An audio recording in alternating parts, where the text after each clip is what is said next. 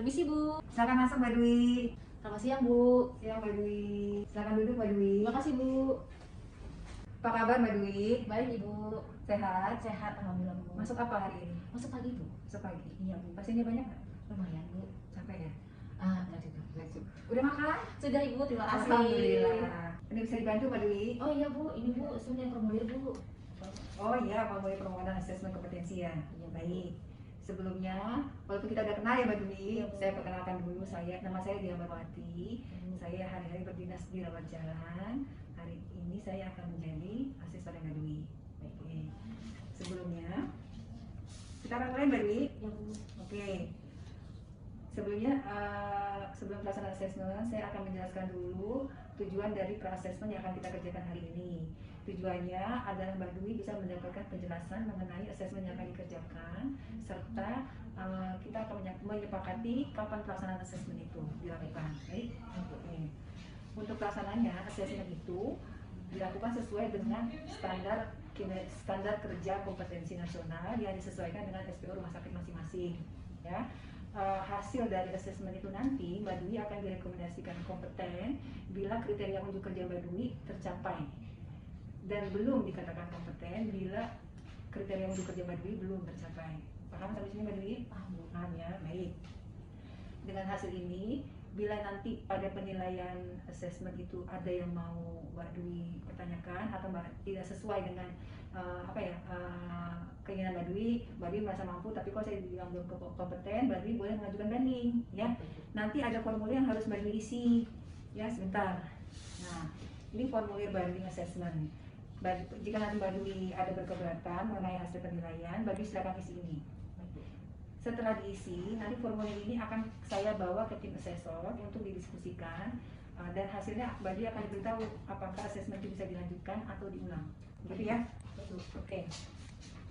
Adapun tujuan dari asesmen kompetensi ini dilakukan, intinya adalah untuk meningkatkan kompetensi dari perawat agar dia bekerja sesuai standar. Ya, dengan standarisasi perawat yang diakui, otomatis akan membuat pelanggan atau masyarakat yang datang ke rumah sakit ini merasa aman untuk berobat, ya, dan yang berujung pada revenue perusahaan. Ya, paham Mbak Dwi? Paham.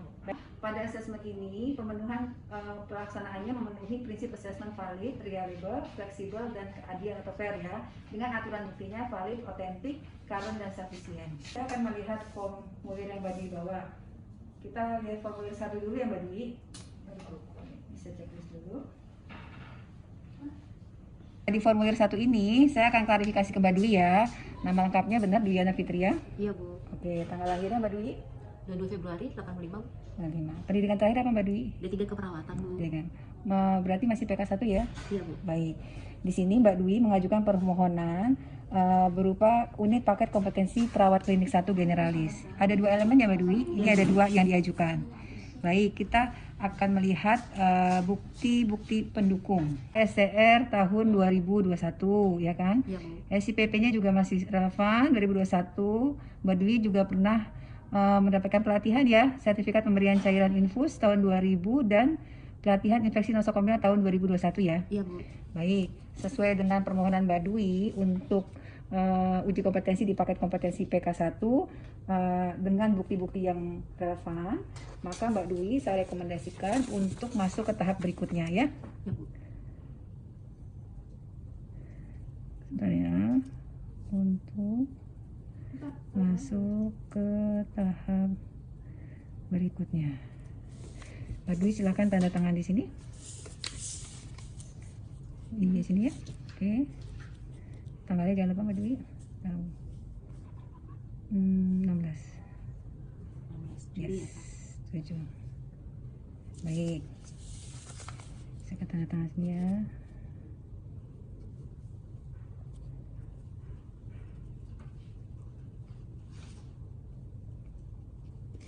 Oke, sudah selesai ya dengan formulir 1-nya ya Mbak Dwi.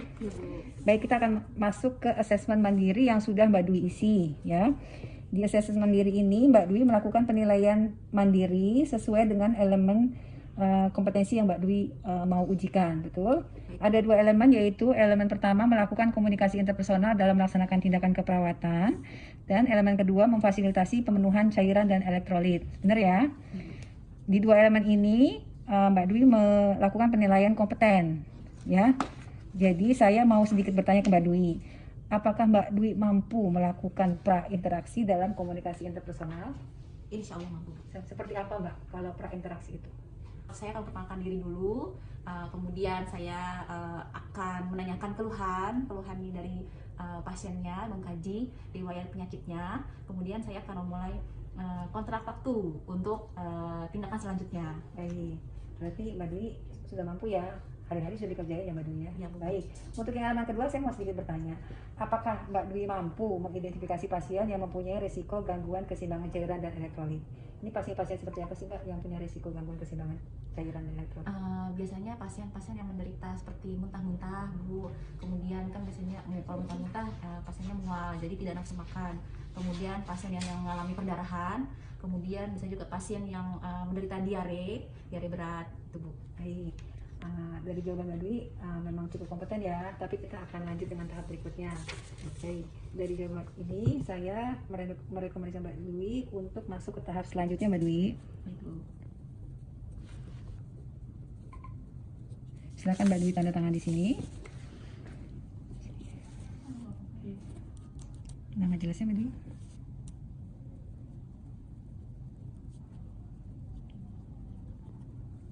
Oke, sudah.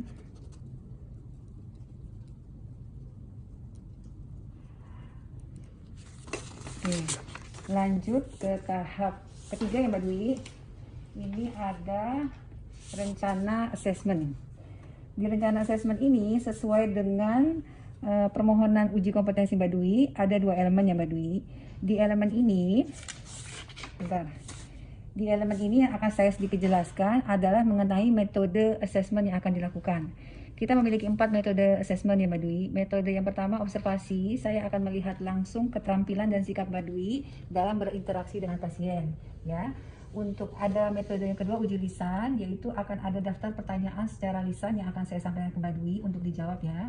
Lalu juga ada metode tulisan, ada beberapa pertanyaan secara tertulis, dan serta ada portofolio, jadi data pendukung dari kegiatan yang Mbak Dwi sudah lakukan.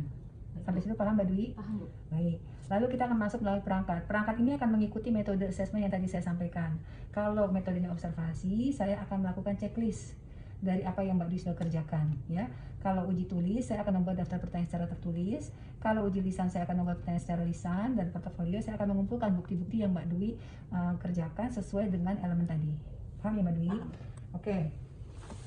Untuk alat dan bahan, seperti yang sudah direncanakan, ini bisa Mbak Dwi sesuaikan tergantung nanti kondisi pada saat Mbak Dwi melakukan assessment, ya. Misalnya pada saat assessment termometernya itu tidak ada termometer yang biasa, adanya yang termogan itu boleh. Artinya bisa kita sesuaikan. Atau kondisi pasiennya, kita sesuaikan kondisi pasien. Atau pada saat itu pasiennya belum mau, kita akan jadwalkan ulang. Baik ya, itu saja. Satu lagi saya akan menjelaskan tata tertib selama Mbak Dwi melakukan assessment. Satu, Mbak Dwi harus berpakaian rapi, perawat ya, sesuai seragam Mbak Dwi di hari itu. Handphone mohon maaf tolong di silent selama pelaksanaan assessment. Terus Mbak Dwi kalau membawa ATK sendiri, nanti kan ada uji tulis ya.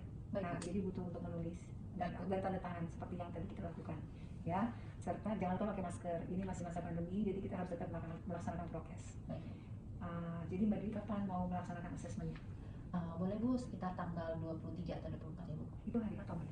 Selamat Mas. Hari apa Bu? Hari Sabtu. Hari Sabtu ya. Oke, jam berapa? Pagi jam 10 boleh Bu. Di mana Mbak Dwi? Di sini aja Bu. Di ruang hadir. Di ruang hadir. Baik.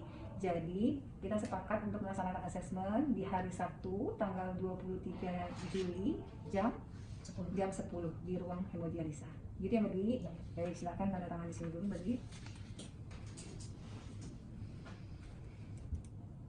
Nama jelas Mbak Dwi?